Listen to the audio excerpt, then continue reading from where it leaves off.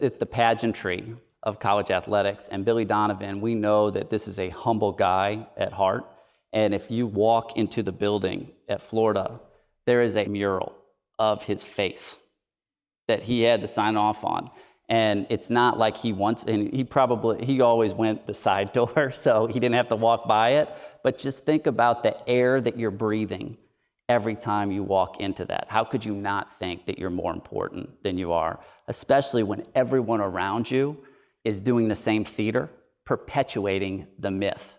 It's a really confusing place to be. And I think that's why one of our favorite coaches at Florida is Bryan Shelton, who is the men's tennis coach, who just won the national championship last week.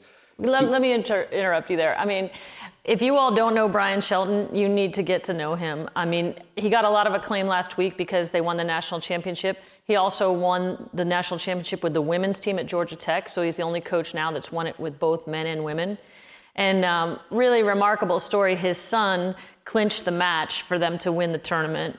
But just an A-plus human being and an incredible coach. And this is something that he shared with other coaches on our collaboration. I remember I went to the U.S. Open the very first time, and I qualified, and I won my first round match, and I got to play Connors on Stadium Court in front of, 20,000 people. And, first time on that type of stage. And literally the first set that I played there that night, I didn't see the spectators for a set. And literally I won the first set, and I sat down in the chair on the changeover, and I looked up, and it was the first time in the match that I actually looked up at the whole stadium and saw the scoreboard and saw my name and Connor's name. And there was a 7 next to mine and a 6 next to his. And I was like, oh my God. And then, I lost probably in 30 minutes afterwards, 6-2, 6-2, 6-2. And the stage all of a sudden got huge. But for a set there, I was just like, I'm staying right here inside the lines.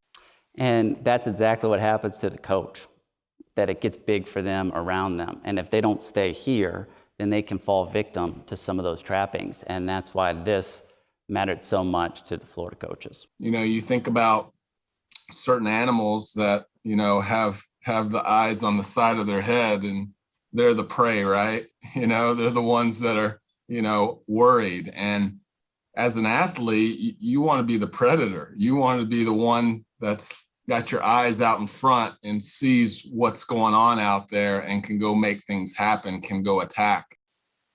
And, think about this. I mean, how many times have you seen a coach that's, getting ready for a big stage, and they're getting totally stressed out about, how many people are in the stands, or if there's a small piece of the grass that's, got a divot, just things that don't matter because of the anxiety of the event itself. So it's that exact analogy Bryan's using. We're looking all over the place instead of just lasering in on what's important. And I think that's why if we could change the way we think about ourselves from this statement, because this is the common statement, wanting to be the best. But the higher you go, the more you realize that that has the ability to put a ceiling on yourself. And if you want to be the best, you need others to be better than. And so you suppress the ones around you, whether it's teammates or opponents. And if we just change that word, it's intrinsically focused, and then everyone can be a partner for growth. And I think that that is what transcendent leadership looks like. It's how can you develop to transcend the environment that's around you.